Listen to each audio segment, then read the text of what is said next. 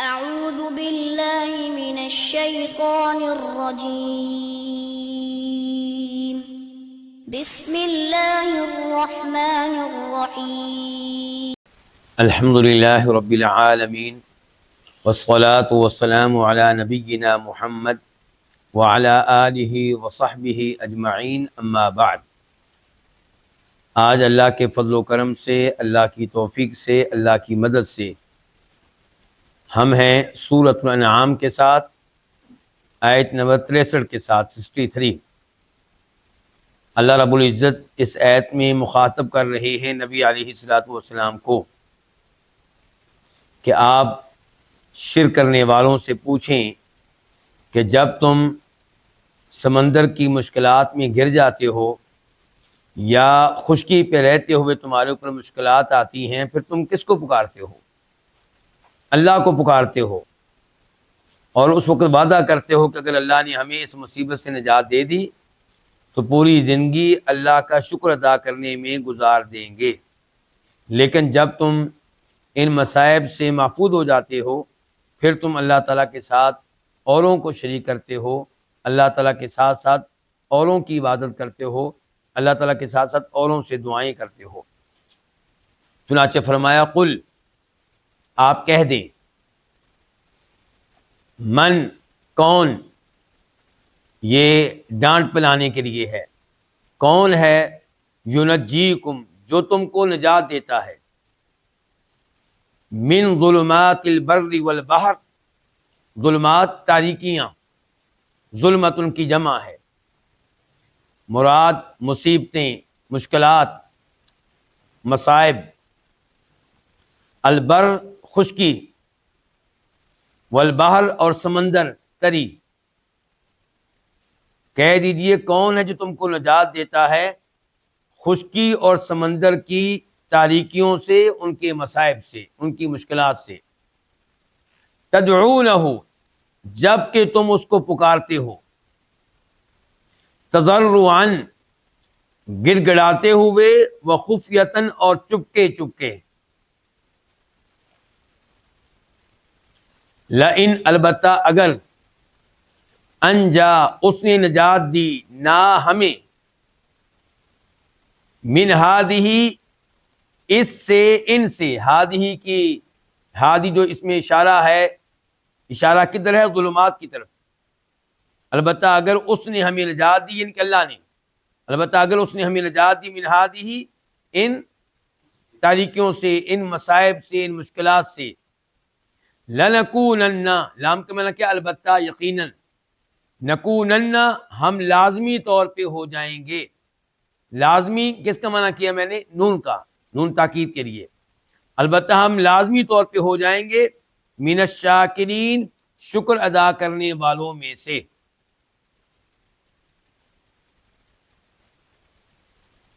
قل، کہہ دیجئے، اللہ، اللہ تعالی، ینجی، نجات دیتا ہے، کم، تمہیں، منہا، ان سے، کن سے؟ ان تاریکیوں سے، ان مصائب سے، ان مشکلات سے۔ ومن کل کرب، اور ہر غم سے، ہر بے قراری سے۔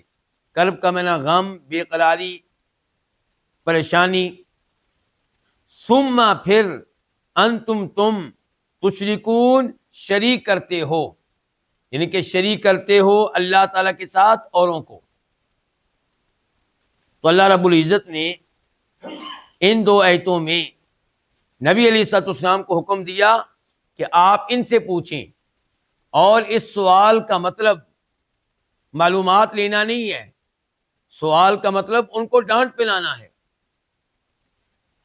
کہ اب تم اللہ کے ساتھ اوروں کو شریک کرتے ہو، اور جب تم مصیبتوں میں گر جاتے ہو، جب طوفان میں گر جاتے ہو، تب کون تمہیں نجات دیتا ہے؟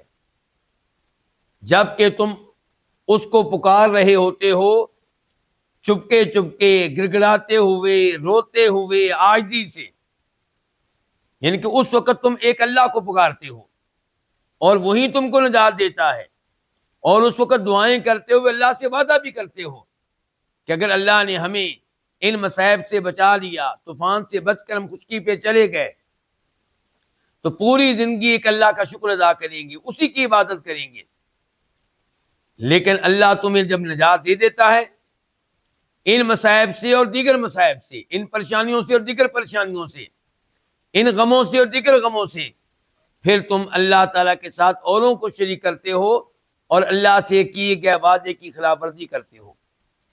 وعدہ کیا تھا کہ ایک اللہ کا شکر ادا کریں گے، اور کرتے کیا ہو، اس کے ساتھ اوروں کو شریک کرتے ہو، شکر کے بجائے شرک۔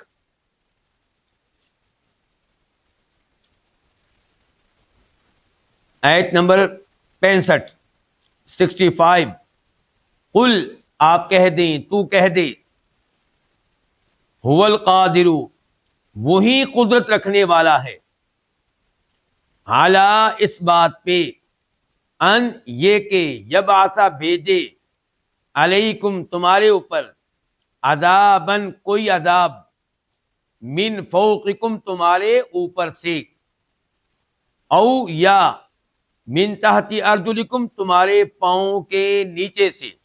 ارجل جمع ہے کس کی؟ رجل کی، پاؤں کو کہتے ہیں، اور تحت کا معنی کیا؟ نیچے، یا تمہارے پاؤں کے نیچے سے، او، یا، یلبسکم شیعان، شیعان یہ جمع ہے شیعاتن کی، شیعاتن ایک گروہ، شیعان کئی گروہ، یلبسا گتھم گتھا کر دے، خلط ملط کر دے، کم تمہیں، او یلبسکم شیعا، یا تمہیں کئی گروہ بنا کر وہ گتھم گتھا کر دے،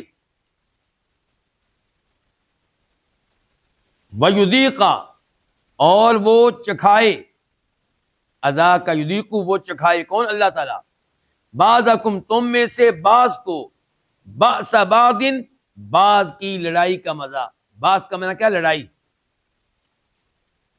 انظر، تو دیکھ، کیفا، کیسے، نصرف، ہم پھیر پھیر کر بیان کرتے ہیں، الآیات، آیتیں، نشانیاں، لعلہم، لعل، تاکہ، ہم، وہ، یفقہون، سمجھ جائیں۔ اللہ رب العزت اس آیت میں ایک دفعہ پھر نبی علیہ الصلوۃ والسلام سے مخاطب ہیں اور آپ سے کہہ رہے ہیں کہ آپ ان سے کہیں کہ صرف ایک اللہ قدرت رکھنے والا ہے اس بات پہ کہ تمہارے اوپر کوئی عذاب بھیج دے تمہارے اوپر سے، یعنی کہ جس اللہ نے تمہیں سمندر کی مشکلات سے بچایا اور خشکی کی مشکلات سے بچایا، جب تم نے اس سے دعائیں کی تھیں اور وعدے کیے تھے کہ تیری عبادت کرتے رہیں گے، تیرا شکر ادا کرتے رہیں گے، لیکن بعد میں تم یہ وعدے بھول گئے اور تم نے شکر ادا کرنے کے بجائے اللہ کے ساتھ اوروں کو شریک کیا، تو یاد رکھو یہ اللہ جس نے پہلی مشکلات سے بچایا ہے، یہ نئی مشکلات میں مبتلا کرنے پہ طاقت، قدرت رکھتا ہے۔ ایسا نہیں ہے کہ اب آئندہ کوئی مصیبت نہیں آئے گی، بلکہ وہ نئی مصیبتوں میں تمہیں مبتلا کر سکتا ہے، وہ تمہارے اوپر عذاب بھیج سکتا ہے تمہارے اوپر سے، مثال کے طور پہ بارش جو عذاب بن کر آئے، مثال کے طور پہ آسمانی بجلی، مثال کے طور پہ آندھی۔ تو اللہ تعالیٰ کئی طرح کے عذاب بھیج سکتا ہے تمہارے اوپر، تم پہ، تمہارے اوپر سے، اوپر کی جانب سے، او من تحت ارجلکم، یا وہ کوئی عذاب بھیج سکتا ہے تمہارے نیچے سے، مثال کے طور پہ زلزلہ، مثال کے طور پہ تمہیں پانی میں غرق کر دے، مثال کے طور پہ تمہیں زمین میں دنسا دے، او یلبسکم شیعا، یا وہ یہ عذاب بھی دے سکتا ہے کہ تمہیں تقسیم کر دے کئی گروہوں میں اور آپس میں تمہیں لڑا دے، گتھم گتھا کر دے، اور تم میں سے ایک دوسرے پہ تلواریں چلائی، تم میں سے ایک دوسرے پہ گولیاں برسائی، تو یہ آپس میں لڑنے کا، آپس میں اختلاف و انتشار کا عذاب بھی تم پہ بھیج سکتا ہے۔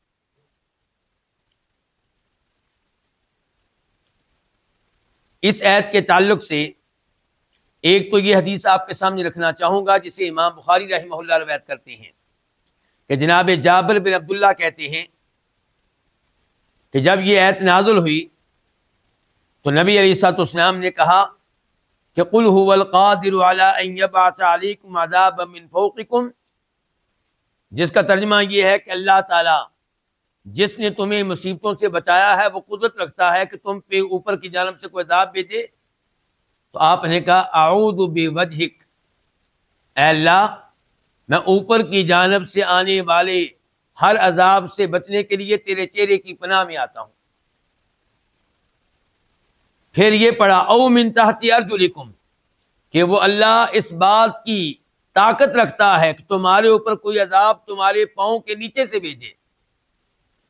تو اللہ کے نبی علیہ الصلوۃ والسلام نے اس کی تلاوت کرنے کے بعد کہا اعوذ بوجہک، کہ اے اللہ میں نیچے کی جانب سے آنے والے کسی قسم کے عذاب سے بچنے کے لیے اپنے آپ کو تیری پناہ میں دے رہا ہوں، تیرے چہرے کی پناہ میں دے رہا ہوں۔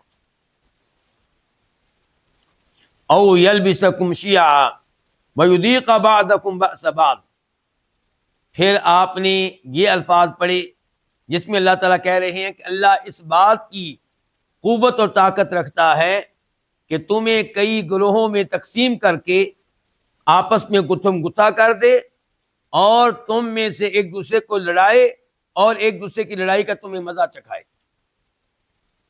یہ الفاظ پڑھنے کے بعد، ان الفاظ کی تلاوت کرنے کے بعد فرمایا نبی علیہ الصلوۃ والسلام نے ھذا ایسر و احمن، یہ تیسرا عذاب پہلے دو طرح کے عذابوں کے مقابلے میں ہلکا ہے اور آسان ہے۔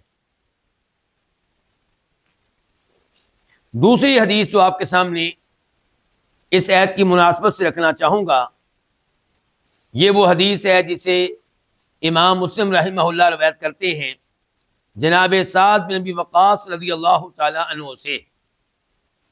جناب سعد کہتے ہیں کہ نبی علیہ الصلوۃ والسلام مدینہ کے بالائی علاقے میں گئے ہوئے تھے، وہاں سے واپس آئے تو آپ بنی معاویہ کی مسجد کے پاس سے گزرے، مسجد میں داخل ہوئے، 2 رکعتیں ادا کی، ہم نے بھی نماز آپ کے ساتھ پڑھی، پھر آپ نے ایک طویل دعا کی اور اس کے بعد آپ نے کہا صحابہ کرام سے کہ میں نے اللہ رب العزت سے 3 دعائیں کی تھیں، میں نے اللہ تعالیٰ سے 3 چیزیں مانگی تھیں، میں نے اللہ سے 3 چیزوں کا سوال کیا تھا۔ پہلے نمبر پہ یہ کہ اے اللہ ایسا نہ ہو کہ میری پوری امت پانی میں غرق ہو کر ہلاک ہو جائے، یا اللہ یہ عذاب نہ دینا کہ پوری امت ہی پانی میں غرق ہو کے ہلاک ہو جائے۔ تو اللہ نے میری یہ دعا قبول کر لی۔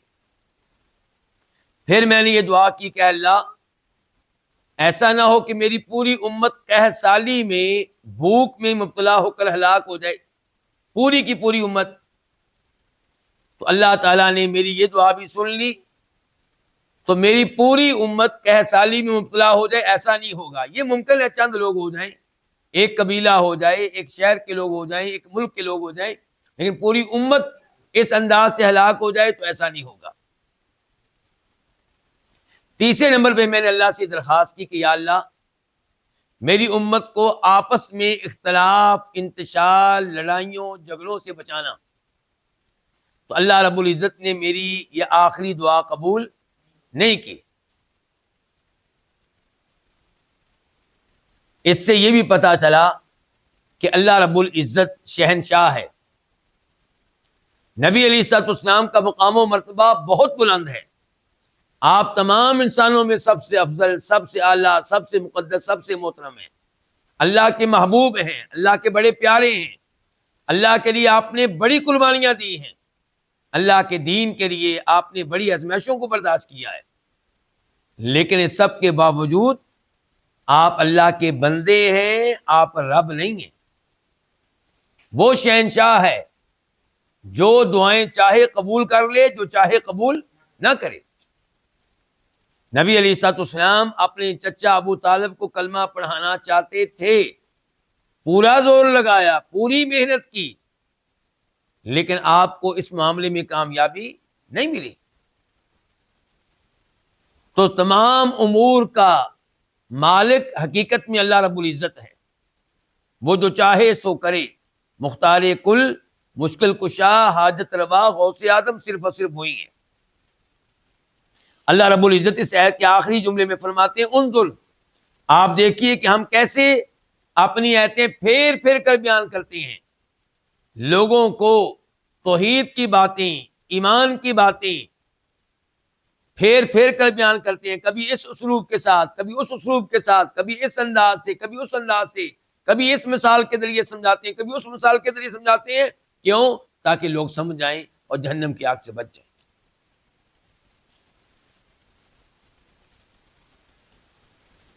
آیت نمبر 66 66 وَكَذَّبَ، اور جٹلایا ہے، واو کا معنی کیا؟ اور جٹلایا ہے بھی، اس کو، کس کو؟ اس میں ایک قول یہ ہے کہ قرآن، دوسرا قول یہ ہے کہ عذاب، اور جٹلایا ہے اس کو قوموں کا، تیری قوم نے، وَهُوَ الْحَقُّ، جبکہ یہی حقیقت ہے، یہی حق ہے۔ قل، آپ کہہ دیں، لستو، میں نہیں ہوں، علیکم، تم پہ، بھی وکیل، میں ہرگز نہیں ہوں تم پہ کسی قسم کا نگہبان۔ بھی وکیل کی بات زیادہ ہے توکید کے لیے، لستو کی توکید میں اضافہ ہو گیا با کے ذریعے، میں ہرگز نہیں ہوں تم پہ وکیل، کسی قسم کا نگہبان۔ تو اس آیت میں اللہ رب العزت بتا رہے ہیں کہ اے نبی علیہ الصلوۃ والسلام، آپ کی قوم نے اس کو جھٹلا دیا ہے۔ آپ کی قوم سے مراد کیا ہے؟ علماء تفسیر کا ایک قول یہ ہے کہ اس سے مراد آپ کی قوم قریش ہے، اور دوسرا یہ ہے کہ اس سے مراد سب لوگ ہیں۔ تو جھٹلایا کس چیز کو ہے؟ ایک قول یہ ہے کہ قرآن کو، اور یقیناً انہوں نے قرآن کو بھی جھٹلایا تھا، اور اس بات کو بھی کہ اللہ کا عذاب آ سکتا ہے۔ نبی علیہ الصلوۃ والسلام انہیں مختلف طریقوں سے سمجھایا کرتے تھے، اور ایک طریقہ آپ کا یہ تھا کہ آپ ان کو بیان کرتے کہ ایمان لے آؤ، شرک کو چھوڑ دو، ورنہ اللہ کا عذاب آئے گا، ورنہ اللہ تمہیں عذاب دے گا، اور یہ عذاب دنیا میں بھی ہو سکتا ہے اور آخرت میں بھی۔ اللہ تعالیٰ یہاں پہ واضح کر رہے ہیں کہ آپ کی قوم نے قرآن کو جھٹلا دیا، آپ کی قوم نے اللہ کے عذاب کو جھٹلا دیا، دنیا میں آنے والے عذاب کو بھی جھٹلا دیا، اور آخرت کا انکار کرتے ہوئے آخرت کے عذاب کو بھی جھٹلا دیا۔ تو بہی سے مراد قرآن لیا جائے تب بھی ٹھیک، اس سے مراد اللہ کا عذاب لیا جائے تو یہ بھی ٹھیک، اس میں کوئی شک و شبہ نہیں ہے کہ وہ اللہ کے عذاب کی تکذیب کرتے تھے، اور جب نبی علیہ السلام بتاتے تھے کہ کہیں تمہارے اوپر اللہ کا عذاب نہ آ جائے تو اس کا مذاق اڑاتے تھے۔ تو اللہ تعالی نے کہا قرآن حق اور سچ ہے، قرآن کی ایک ایک بات درست ہے، اور اللہ کا عذاب آنا یہ بھی ایک حقیقت ہے، اور اللہ کے عذاب آنے کی کئی صورتیں اور شکلیں ہیں۔ دنیا میں بھی اللہ عذاب میں لوگوں کو مبتلا کرتا ہے، اور آخرت میں بھی کئی لوگوں کو عذاب ہوگا۔ اللہ ہمیں دنیاوی عذاب سے بھی محفوظ رکھے اور اخروی عذاب سے بھی محفوظ رکھے۔ قل، آپ کہہ دیں، میں تمہارے اوپر ہرگز نگہبان نہیں ہوں۔ اس جملے کا پہلے جملے کے ساتھ کیا تعلق ہے؟ یعنی کہ اگر آپ کی قوم نے قرآن کو جھٹلایا ہے، عذاب کو جھٹلایا ہے، تو آپ پریشان نہ ہوں، آپ ٹینشن نہ لیں، آپ ان کو بتا دیں کہ میں نے اللہ کا پیغام پہنچا دیا، میں نے قرآن کی ایک ایک آیت تم تک پہنچا دی، میں نے اللہ کے عذاب کے بارے میں وارننگ تمہیں دے دی، میں نے اپنا حق ادا کر دیا۔ اب تم جھٹلاتے ہو، مذاق اڑاتے ہو، ایمان لانے کے لیے تیار نہیں ہو، تو مجھ سے یہ سوال نہیں ہوگا کہ یہ ایمان کیوں نہیں لائے۔ مجھ سے سوال کیا جائے گا تبلیغ کرنے کے بارے میں، دعوت دینے کے بارے میں، وارننگ دینے کے بارے میں، اور میں نے اس کا حق ادا کر دیا ہے۔ آیت نمبر 67 لِكُلِّ نَبَإٍ مُسْتَقَرٍ، لِكُلِّ یہ دو الفاظ ہیں، لام الگ ہے، کلی الگ ہے۔ لام کا معنی کیا ہوتا ہے؟ کہ لیے، کے واسطے، کل ہر ایک، لِكُلِّ نَبَإٍ، نَبَإٍ کا مطلب کیا؟ خبر، اہم خبر، وہ خبر جس کی اہمیت ہو۔ لِكُلِّ نَبَإٍ، ہر خبر کے لیے، مستقر، ایک وقت مقررہ ہے۔ وَسَوْفَ، اور ان قریب، تعلمون، تم جان لو گے۔ کیا تفسیر ہے اس آیت کی؟ اس آیت کی تفسیر یہ ہے کہ تم اللہ تعالیٰ کے عذاب کو جٹلاتے ہو، تم آخرت کا انکار کرتے ہو، تم یہ کہتے ہو کہ جو مر گیا اس کی کہانی ختم، مرنے والا جب مٹی مٹی ہو جائے گا، ریزہ ریزہ ہو جائے گا، اسے دوبارہ اٹھایا نہیں جائے گا۔ بڑی دیر سے ایسی وارننگ دی جا رہی ہے، کبھی ہم نے نہیں دیکھا کوئی مردہ زندہ ہوا ہو، نہ ہمارے دادا جی زندہ ہوئے، نہ پردادا زندہ ہوا، نہ ان سے اوپر ہمارے باوجداد زندہ ہوئے۔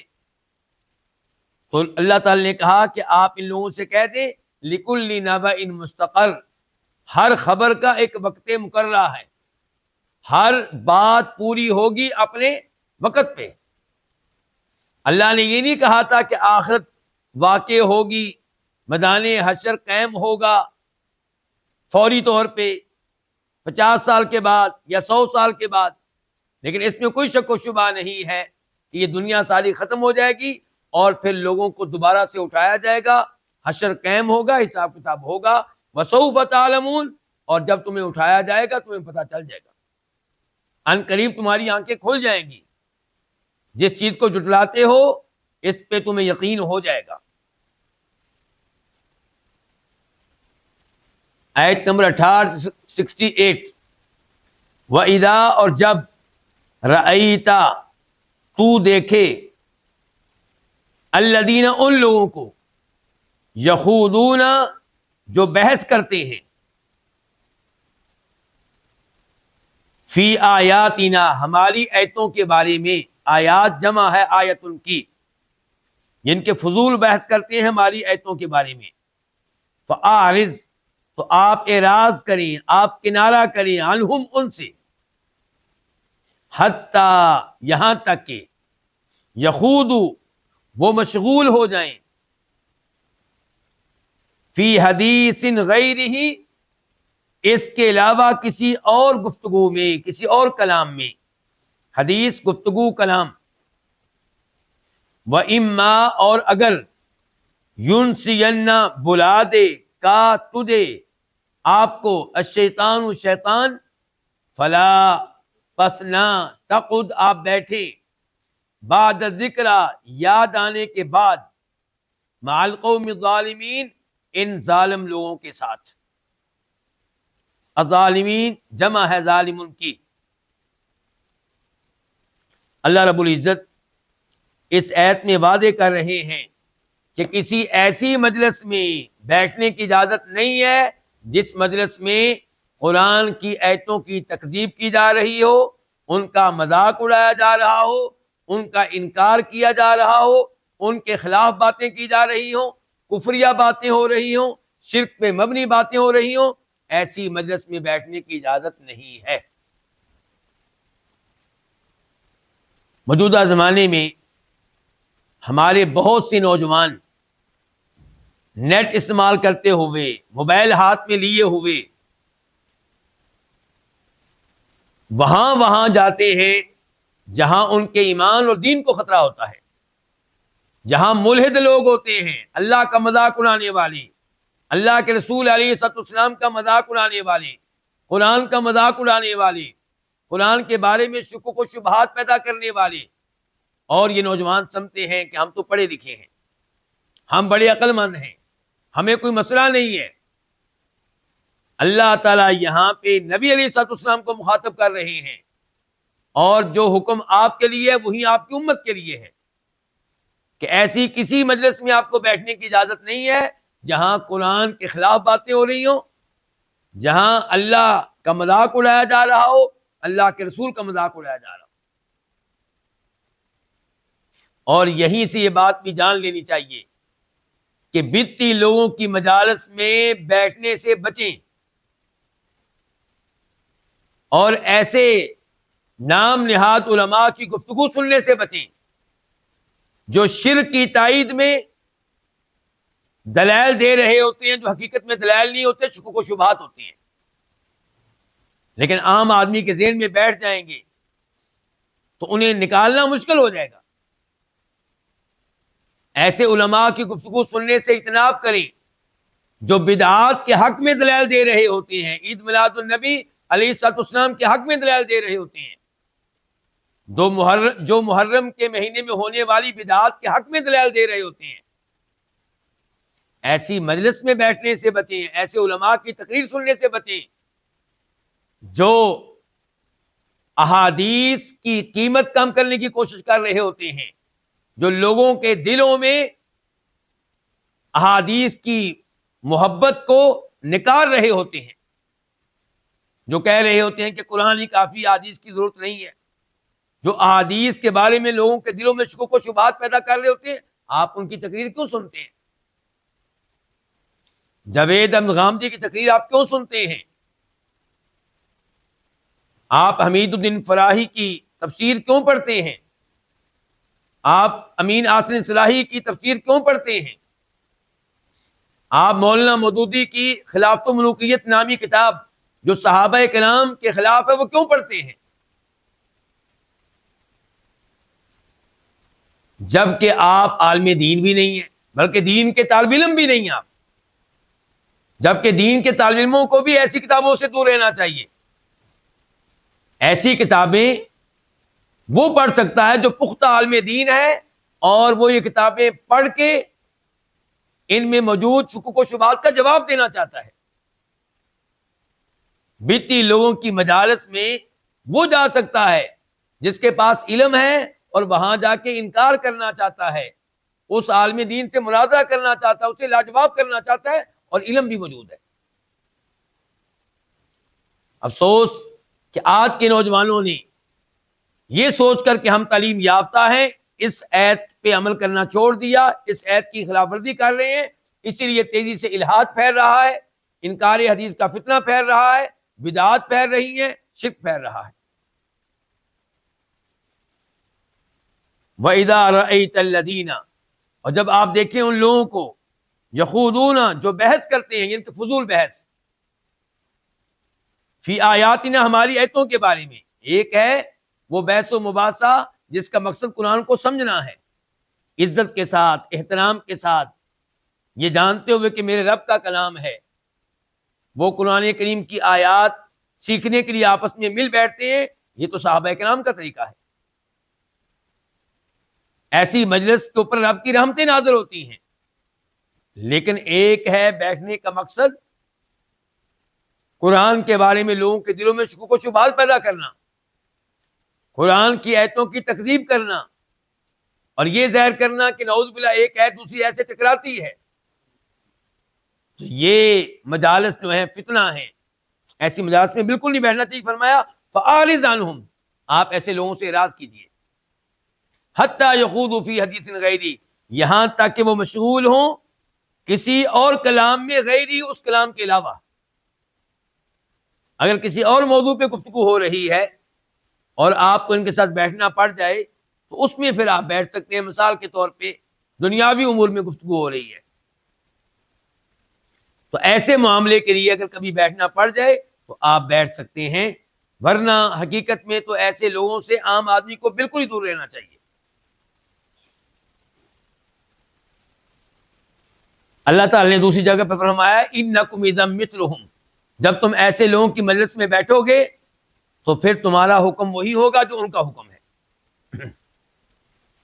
وَإِمَّا يُنْسِيَنَّكَ الشَّيْطَانُ، اور اگر شیطان آپ کو بھلا دے، آپ ان کی مجلس میں بیٹھ جائیں اور اٹھنا یاد نہ آئے، تو یاد آ جانے کے بعد مت بیٹھیں، جو ہی آپ کو یاد آ جائے کہ اللہ نے ان کی مجلس میں بیٹھنے سے منع کیا ہے، فوراً وہاں سے اٹھ جائیں آپ۔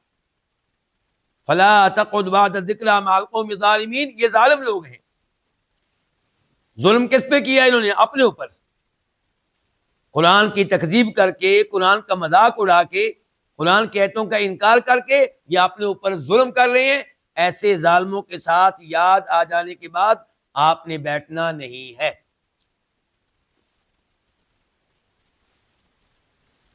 یہیں سے علماء کرام نے یہ مسئلہ بھی اخذ کیا ہے کہ ایسی مجلس میں نہ بیٹھا جائے جو گناہوں کی مجلس ہو، شادی کی وہ تقریب جس میں واضح طور پہ گناہ ہو رہے ہیں، موسیقی لگی ہوئی ہے، میوزک کی آواز گونج رہی ہے، جہاں پہ گناہ اپنے عروج پہ ہیں، وہ شادی کی مجلس ہو یا کوئی اور مجلس ہو، اس کا حصہ نہیں بننا چاہیے. وہاں وہ جائے جو ان کو منع کرنے کے لیے جائے، روکنے کے لیے جائے. لیکن خاموشی سے جا کر بیٹھ جانا اور یہ سوچنا کہ میں تو گناہ میں حصہ نہیں لے رہا، لیکن آپ کے سامنے گناہ ہو رہے ہیں، ایسی مجلس کا حصہ بننے سے بچیں. آیت نمبر 69 وما، اور نہیں ہے یہ ماں نافیہ، علی الذین، ان لوگوں پہ، یتقون، جو بچتے ہیں، من حسابہم، ان کے حساب میں سے، من شیئن، کچھ بھی، من زائدہ ہے توکید کے لیے، ولیکن، اور لیکن، ذکرا، نصیحت کرنا ہے، اور لیکن نصیحت ہے، لعلہم، تاکہ وہ، یتقون، بچ جائیں. اس آیت کا کیا مفہوم ہے؟ اس آیت کا ایک مطلب یہ ہے، ایک تفسیر یہ ہے کہ اللہ تعالیٰ کہہ رہے ہیں کہ وہ مسلمان، الذین یتقون، جو کافروں کی مجالس میں بیٹھنے سے بچتے ہیں، ان سے، ان کے بارے میں کسی قسم کی بات پرس نہیں ہوگی، ان کے کفر کے بارے میں سوال نہیں ہوگا کہ وہ کفر کرتے رہے تمہارا کیا کردار تھا، یہ سوال نہیں ہوگا، کیونکہ یہ ان کی مجالس میں شریک نہیں ہوتے، ان کی مجالس سے بچتے ہیں، دور رہتے ہیں. پھر کہا ولیکن ذکرا، ان کی مجالس سے بچنے کا مطلب یہ نہیں ہے کہ آپ نے نصیحت بالکل نہیں کرنی. ان کی مجالس سے اجتناب کرنے کے باوجود ان لوگوں تک دین کا پیغام پہنچانا ہے، نصیحت ان کو کرنی ہے، الامر بالمعروف والنہی عن المنکر کا کام کرنا ہے، لعلہم یتقون، تاکہ وہ اس قسم کے کفر سے بچ جائیں، قرآن کا مذاق اڑانے سے بچ جائیں، قرآن کی تکذیب سے بچ جائیں، قرآن کا انکار کرنا، اس جرم سے بچ جائیں. اور دوسری تفسیر یہ ہے کہ وما علی الذین یتقون، اور ان لوگوں پہ جو بچتے ہیں کفار کی مجالس میں بیٹھنے کے باوجود قرآن کا مذاق اڑانے سے، قرآن کا انکار کرنے سے، قرآن کی تکذیب کرنے سے، تو ان سے سوال نہیں ہوگا ان کے کفر کے بارے میں، کفار کے مذاق اڑانے کے بارے میں، کفار کی تکذیب کے بارے میں، کفار کے انکار کے بارے میں. ولیکن ذکرا، لیکن ان پہ واجب ہے کہ جب یہ مذاق کیا جا رہا ہو، جب انکار کیا جا رہا ہو، جب تکذیب کی جا رہی ہو، تو یہ بولیں، گفتگو کریں، ان کو منع کریں، ان کو روکیں، لعلہم یتقون، تاکہ وہ کافر اس کفر سے بچ جائے.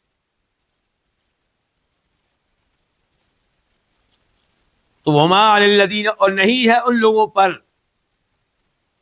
یتقون، جو بچتے ہیں، کیا نہیں ہے، من شیء، ان کے اوپر کچھ بھی نہیں ہے، من حسابہم، ان کے حساب سے، ان کے حساب سے، کن کے حساب سے، کفار کے حساب کے بارے میں ان کے اوپر کچھ نہیں ہوگا. ولیکن ذکرا، لیکن یاد دہانی کرنا ہے، نصیحت کرنا ہے، لعلہم یتقون، تاکہ وہ کافر اس کفر سے بچ جائیں. آیت نمبر 70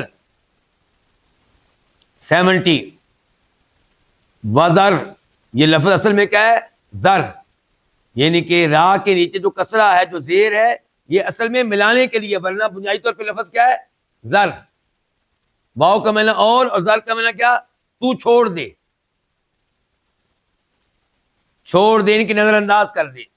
الذین، ان لوگوں کو، اتخذوا، جنہوں نے بنایا، دینہم، اپنے دین کو، لعباً، کھیل، ولہواً، اور تماشا، دل لگی، وغرتہم، اور غرت، دھوکہ دیا، دھوکے میں رکھا، ہم، ان کو، الحیات الدنیا، دنیاوی زندگی نے. وذکر، واو کا معنی اور، ذکر تو نصیحت کر، بہی اس کے ساتھ، کس کے ساتھ؟ اس قرآن کے ساتھ، ان تبصلا، ان یہ کہ تبصلا ہلاک کر دیا جائے، نفس کوئی نفس، کوئی انسان، کوئی جان، بما کسبت اس کی وجہ سے جو اس نے کمایا، ما مصدریہ ہے، با سببیہ، اس کی وجہ سے، اس کے سبب سے جو اس نے کمایا، وذکر بھی، اور آپ نصیحت کریں بھی اس قرآن کے ساتھ، اس خوف سے، یہاں پہ مقدر ہوگا ایک لفظ کیا؟ مخافتا، خشیتا، اور آپ نصیحت کریں اس قرآن کے ساتھ اس خوف سے کہ ان تبصر نفس، کہ کسی نفس کو ہلاک کر دیا جائے، کسی جان کو ہلاک کر دیا جائے، بما کسبت اس عمل کی وجہ سے جو اس نے کمائے، ان اعمال کی وجہ سے جو اس نے کمائے، لیس لہا نہیں ہوگا، لہا اس کے لیے، کس کے لیے؟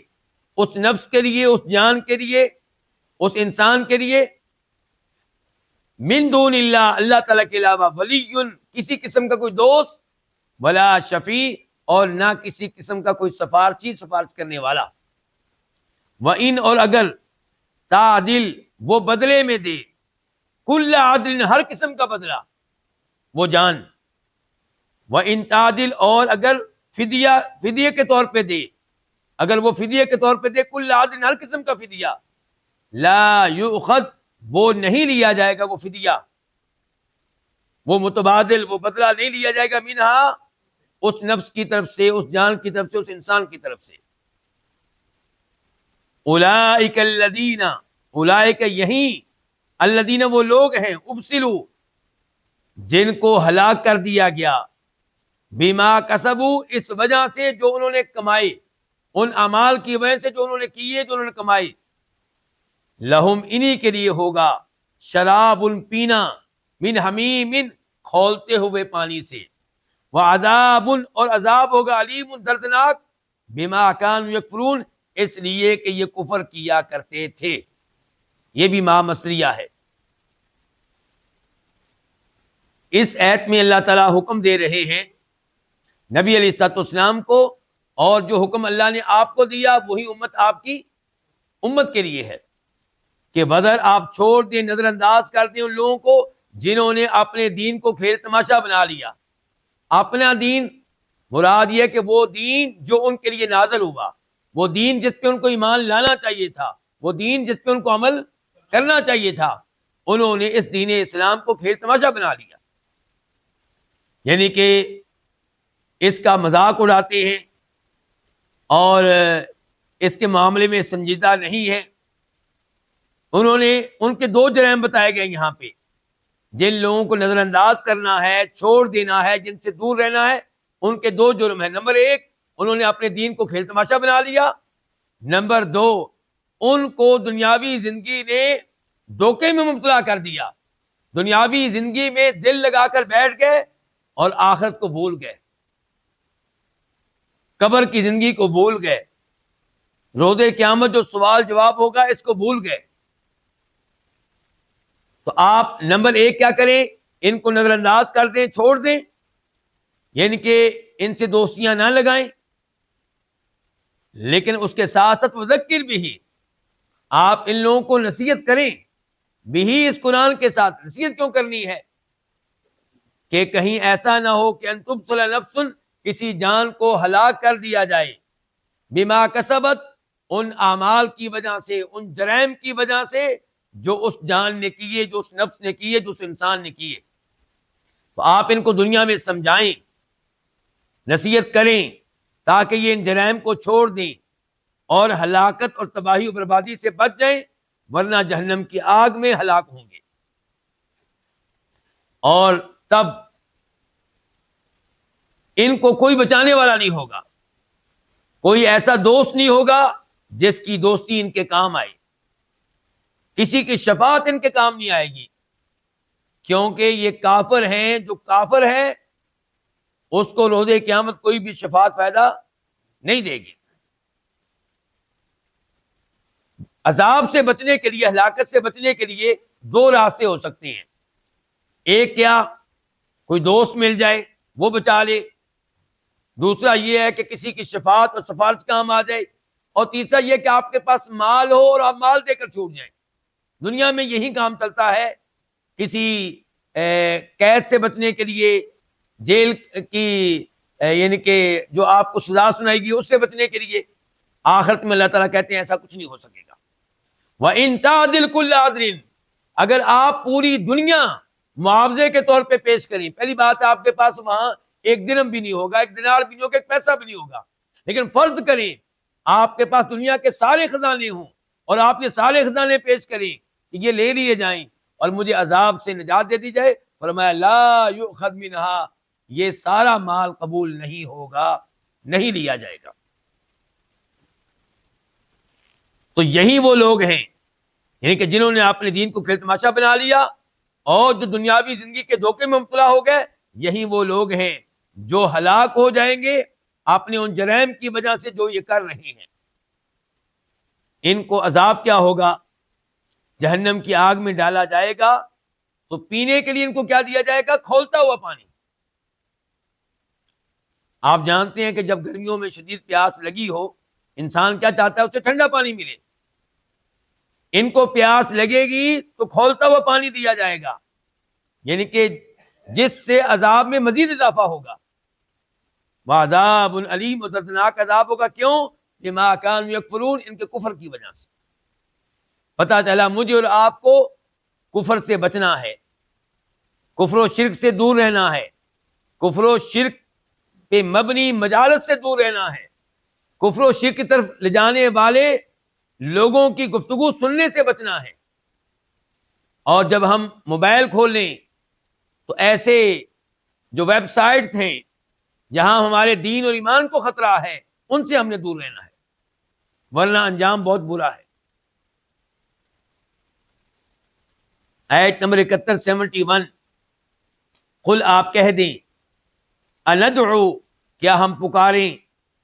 یہ حمزہ توبیخ کے لیے ہے، ڈانٹ پلانے کے لیے ہے. کیا ندعو، ہم پکاریں، من دون اللہ، اللہ تعالیٰ کے علاوہ، ما، ان کو، لا ینفعونا، جو ہمیں فائدہ نہیں دیتے، ولا یضرنا، اور نہ ہمیں کوئی نقصان دیتے ہیں. وَنُرَدُّ، اور ہم پھیر دیے جائیں. نردو کا عطف ہے ندعو کے اوپر، یعنی کہ کیا ہم اللہ کے علاوہ ان کو پکاریں جو نفع و نقصان کے مالک نہیں ہے، اور کیا ہم پھیر دیے جائیں علی اعقابنا، اپنی ایڑیوں کے بل. اعقاب جمع ہے کس کی؟ عقب، ان کی. اور ہم پھیر دیے جائیں اپنی ایڑیوں کے بل بعد اس کے کہ ہدان اللہ، اللہ نے ہمیں کیا دے دی ہے؟ ہدایت دے دی ہے. کلذی کا تعلق ہے نردو سے، یعنی کہ ہم پھیر دیے جائیں اس شخص کی طرح استہوت ہو، جس کو بہکا دیا ہو الشیاطین، شیطانوں نے، فی الارض، زمین میں، حیرانہ، اس حال میں کہ وہ حیران ہو، پریشان ہو. لہو اصحاب، اس کے کچھ ساتھی ہوں. اصحاب جمع ہے صاحب، ان کی. اس کے کچھ ساتھی ہوں یدعونہ، جو اس کو بلا رہے ہوں الی الہدی، سیدھے راستے کی طرف، ہدایت کی طرف. اور کیا کہہ رہے ہوں؟ ایتی، تو آ جانا ہمارے پاس. قل، آپ کہہ دیں، ان ہدی اللہ، بے شک اللہ تعالیٰ کی ہدایت ہی هو الہدی، وہی اصل ہدایت ہے. وَأُمِرْنَا، اور ہمیں حکم دیا گیا ہے، لِنُسْلِمَ، تاکہ ہم فرما بردار ہو جائیں، لِرَبِّ العالمین، جہانوں کے رب کے لیے. العالمین جمع ہے عالم کی، عالم ایک جہان، عالمین سب جہان، تمام جہان. اور رب وہ جو خالق ہو، مالک ہو، رازق ہو، سارے امور کی تدبیر کرنے والا ہو. یہاں پہ اللہ رب العزت نے نبی علیہ السلام کو حکم دیا کہ آپ ان لوگوں سے کہیں کہ ہمیں اللہ نے ہدایت دے دی، ہمیں اللہ نے توحید دے دی، ہمیں اللہ نے ایمان لانے کی توفیق بخش دی. تم کیا چاہتے ہو کہ ہم توحید جیسی عظیم نعمت کو پا لینے کے بعد اللہ کو چھوڑ کے ان کو پکاریں جو نفع و نقصان کے مالک نہیں ہے، بتوں کو پکاریں؟ لات کو پکارے، عزا کو پکارے، ہبل کو پکارے، درختوں کو پکارے، پتھروں کو پکارے، قبروں کو پکارے، ہم ایسی حرکت کبھی نہیں کریں گے۔ تم کیا چاہتے ہو کہ ہم ان کو پکارے جو نفع نقصان کے مالک نہیں ہے؟ پتہ چلا عبادت کے لائق وہی ہے جو نفع نقصان کا مالک ہو۔ دعا اسی سے کی جائے گی جو نفع نقصان کا مالک ہو، جو قبروں میں جا چکے، جو فوت ہو چکے، جن کے بارے میں رب یہ کہے کہ وہ ما انت بمسمع من فی القبور، کہ جو قبروں میں جا چکے انہیں آپ اپنی بات نہیں سنا سکتے، ان سے دعا کرنا، ان کو پکارنا، یہ نیری جہالت ہے، نیری گمراہی ہے۔ شیخ عبد القادر جیلانی رحمہ اللہ ایک ممتاز عالم دین تھے، اور ہمارے گمان کے مطابق اللہ کے ولی تھے، لیکن ان کو پکارنا غلط ہے کیونکہ نفع نقصان کے مالک نہیں ہے۔ امیر المؤمنین جناب علی، عظیم صحابی، خلیفہ راشد، ان سے محبت ایمان کی علامت اور ان سے نفرت منافقت کی علامت، لیکن اس سب کے باوجود وہ نفع نقصان کے مالک نہیں تھے، اس لیے یا علی مدد کا نعرہ لگانا غلط ہوگا۔ نبی علیہ الصلوۃ والسلام تمام انسانوں میں سب سے افضل، نبیوں کے بھی امام علیہ الصلوۃ والسلام، اللہ کے پیارے، اللہ کے لاڈلے، لیکن آپ بھی نفع نقصان کے مالک نہیں تھے۔ آپ سے دعا کرنا اور یا رسول اللہ مدد کا نعرہ لگانا غلط۔ تو فرمایا آپ ان سے کہہ دیں تم کیا چاہتے ہو کہ ہم ان کو پکاریں جو نفع نقصان کے مالک نہیں ہے، اور ہم اپنی ایڑیوں کے بال پھیر دیے جائیں؟ کیا مطلب؟ یعنی کہ ہم دوبارہ سے کفر کی طرف چلے جائیں، دوبارہ سے شرک کی طرف چلے جائیں، ایڑیوں کے بال پھیر جائیں، یعنی کہ جہاں سے آئے تھے ادھر پھر چلے جائیں؟ ہم ایسا کام نہیں کریں گے۔ ہم پہ اللہ نے احسان کیا ہے، اللہ نے ہدایت دی ہے، ہم دوبارہ کفر و شرک کر کے، دوبارہ غیر اللہ کو پکار کے اس انسان کی طرح نہیں ہونا چاہتے جس کو شیطانوں نے بہکا دیا ہو، وہ کسی صحرا میں ہو اور شیطان اسے بہکا کر اس کے ساتھیوں سے دور کہیں لے گئے ہوں، اب وہ حیران پریشان ہے، اس کو سمجھ نہیں آ رہی کہ میں نے جانا کدھر ہے، کس سائڈ پہ جاؤں گا تو میں اس صحرا میں مرنے سے بچ جاؤں گا، میں ہلاکت، تباہی، بربادی سے بچ جاؤں گا۔ البتہ اس کے ساتھی ہیں، اس کو وعدے دے رہے ہیں ادھر آ جاؤ، ادھر آ جاؤ، اس کو سمجھ نہیں آ رہی۔ تو ہم اس انسان کی طرح نہیں ہونا چاہتے، ہم ہدایت کے اوپر ہیں، بڑے مطمئن ہیں، جنت کے راستے پہ لگے ہوئے ہیں، نبی علیہ الصلوۃ والسلام کی تعلیمات کے مطابق زندگی گزار رہے ہیں۔ ہمیں کیا ضرورت ہے اس حق کو چھوڑ کر، اس صراط مستقیم کو چھوڑ کر اس انسان کی طرح بننے کی جس کو شیطانوں نے بہکا دیا ہو، کسی صحرا میں ہو، پریشان ہو، جس کو راستہ ہی نہ مل رہا ہو۔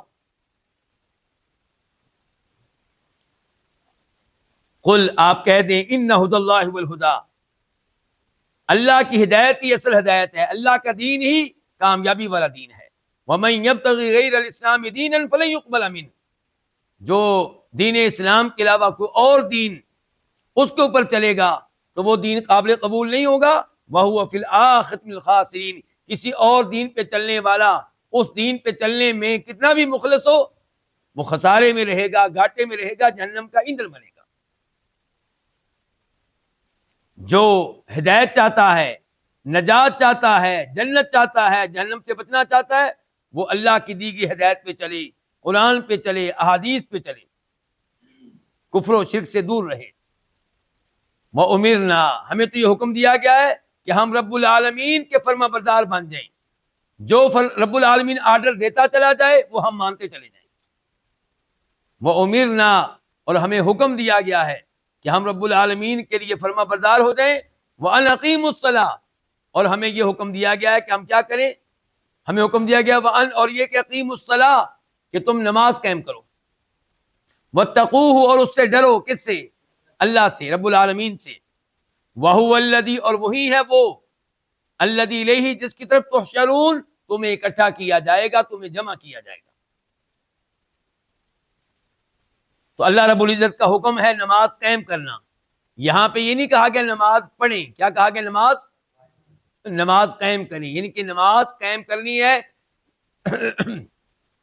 نماز کی شرائط کے مطابق، نماز کے ارکان کے مطابق، نماز کی شرائط یعنی کہ نماز کو نماز کے وقت پہ ادا کرنا ہے، قضا نہیں کرنا. وضو کر کے نماز ادا کرنی ہے، نماز کے لیے قبلہ رخ ہونا ہے، طہارت کا اہتمام کرنا ہے. اور پھر نماز کے ارکان کہ نماز میں رکوع کیا جائے، سجدہ کیا جائے، دو سجدوں کے درمیان اچھی طرح بیٹھا جائے، رکوع کے بعد اچھی طرح کھڑا ہوا جائے، اور پھر نماز قائم کی جائے. یعنی کہ مرد حضرات مسجد میں جا کر با جماعت لوگوں کے ساتھ مل کے نماز قائم کریں، نماز پڑھیں. فرمایا وَنَقِیمُ الصَّلَاةَ، اور یہ کہ تم نماز قائم کرو، وَتَقُوا، اس سے ڈرو. کس سے؟ اللہ سے. اس سے یہ بھی اشارہ مل رہا ہے کہ جو اللہ سے ڈرنے والا ہوگا وہ نماز کو قائم کرنے والا ہوگا، اور جو یہ دعویٰ کرے کہ میں اللہ سے ڈرتا ہوں نماز قائم نہ کرے، اس کا دعویٰ زبانی دعویٰ ہے، حقیقت سے اس کا کوئی تعلق نہیں ہے. وَهُوَ الَّذِي إِلَيْهِ تُحْشَرُونَ، اور وہی ہے جس کی طرف تم اکٹھے کیے جاؤ گے. یہ وارننگ ہے کہ اس اللہ کے احکام مان لو، نمازیں قائم کرو، اس سے ڈرو، تقوی اختیار کرو. اور تقوی کا مطلب کیا ہوتا ہے کہ جو جو چیزیں اللہ نے فرض کی ہیں، واجب کی ہیں، ان پہ عمل کرو، جن کو حرام قرار دیا، ممنوع قرار دیا، ان سے دور رہو. اگر تم یہ کام نہیں کرو گے تو تمہیں معلوم ہونا چاہیے کہ تم اللہ سے بچ کر کہیں نہیں جا سکتے. تم مرنے کے بعد دوبارہ زندہ کیے جاؤ گے، تمہیں اٹھایا جائے گا، اللہ کے سامنے حاضر کیا جائے گا، حساب کتاب ہوگا. آج کے درس کی آخری آیت نمبر 73 73. وَهُوَ الَّذِي خَلَقَ السَّمَاوَاتِ وَالْأَرْضَ، اور وہی ہے جس نے، الذی جس نے، خلق السماوات پیدا کیا آسمانوں کو اور زمین کو بالحق کی، حق کے ساتھ. وَيَوْمَ يَقُولُ کن، اور جس دن وہ کہے گا کن، ہو جا، فیکون، تو وہ ہو جائے گا. قولہ الحق، اس کا قول ہی حق ہے، اس کا کلام ہی حق ہے. کس کا؟ اللہ کا. وَلَهُ الْمُلْكُ، اور اسی کے لیے بادشاہت ہوگی. یوم، اس دن، ینفخ، جس دن پھونک ماری جائے گی، فی الصور، سور میں. عالم الغیب والشہادہ، وہ یعنی کہ یہاں مبتدا محذوف ہے ہوا، وہ عالم الغیب والشہادہ، غیب اور حاضر کو جاننے والا ہے. وہوا، اور وہی، الحکیم، کمال حکمت والا ہے، الخبیر، نہایت باخبر ہے. اللہ رب العزت نے یہاں پہ بیان کیا کہ جس اللہ کے سامنے تم نے حاضر ہونا ہے، اس اللہ نے آسمان و زمین کو حق کے ساتھ پیدا کیا. کیا مطلب؟ آسمان و زمین کو فضول پیدا نہیں کیا، بے مقصد پیدا نہیں کیا، بغیر حکمت کے پیدا نہیں کیا، بے فائدہ پیدا نہیں کیا. آسمان و زمین کو پیدا کیا ہے، اس کے پیچھے کوئی حکمت ہے، کوئی مقصد ہے.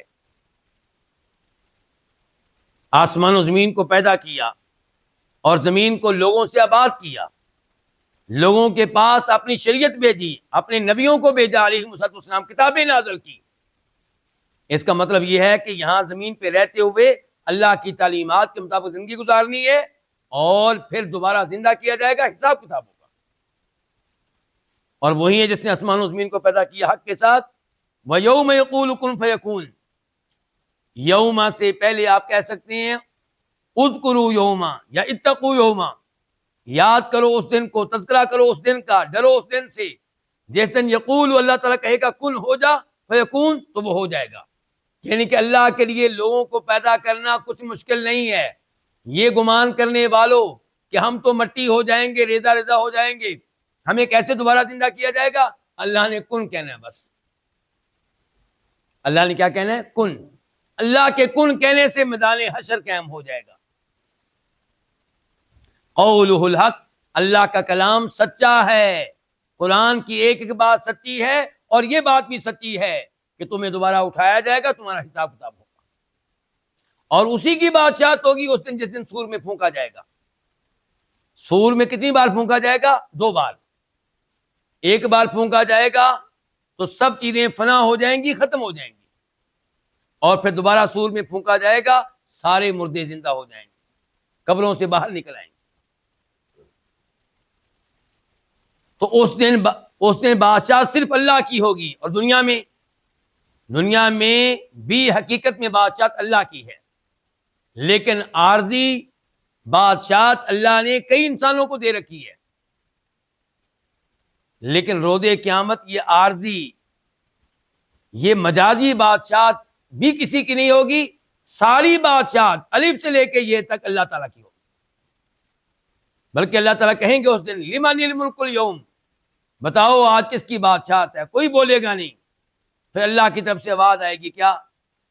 للہ الواحد القہار، ایک اللہ کی بادشاہت۔ اسی لیے کہا گیا مالک یوم الدین، وہ مالک ہے کس کا؟ روز جزا کا، کہ اس دن کسی کی عارضی بادشاہت بھی نہیں ہوگی۔ وَلَهُ الْمُلْكُ، اور اسی کی بادشاہت ہوگی اس دن جس دن سور میں پھونکا جائے گا۔ عالم الغیب والشہادہ، وہ حاضر اور غیب کو جاننے والا ہے۔ اس کا مطلب یہ ہے کہ تمہارے اعمال اس کے علم میں ہیں، تمہارے اعمال کا حساب کرے گا، تمہاری کوئی حرکت اس سے اوجل مخفی نہیں ہے۔ وَهُوَ الْحَكِيمُ، اور وہ کمال حکمت والا ہے۔ تمہیں پیدا کرنا، تمہارے پاس انبیاء کرام بھیجنا، آسمانی کتابیں نازل کرنا، اس کے پیچھے حکمتیں ہیں۔ تمہیں دوبارہ اٹھایا جائے گا، اس میں بھی حکمت ہے۔ حساب کتاب ہوگا، اس میں بھی حکمت ہے۔ اور اگر اللہ تعالیٰ لوگوں کو مار دے اور دوبارہ زندہ نہ کرے، حساب کتاب نہ کرے، اس کا مطلب یہ ہوگا کہ نعوذ باللہ اللہ نے انسانوں کو بغیر کسی حکمت کے پیدا کیا ہے۔ جو اللہ کی بات دنیا میں مانتے رہے ان کو کوئی فائدہ نہ ہوا، اور جو جرائم کرتے رہے، مومنوں کو قتل کرتے رہے، اللہ کی نافرمانیاں کرتے رہے، انہیں کوئی سزا نہ ملی۔ اللہ تعالیٰ اس سے پاک ہے۔ وَهُوَ الْحَكِيمُ، وہ کمال حکمت والا ہے۔ وہ یہ میدان سجائے گا، میدان حشر سجائے گا۔ الخبیر، وہ نہایت باخبر ہے، ایک ایک چیز اس کے علم میں ہے۔ اللہ تعالیٰ سے درخواست کرتے ہیں کہ اللہ تعالیٰ ہمیں اسی طرح قرآن حکیم کے ساتھ جوڑے رکھے اور ہمارے ایمان میں اضافہ فرمائے، ہمیں آخرت کی تیاری کرنے کی توفیق دے، اور ہمیں عذاب قبر عذاب جہنم سے محفوظ رکھے۔ وآخر دعوانا الحمد للہ رب العالمین۔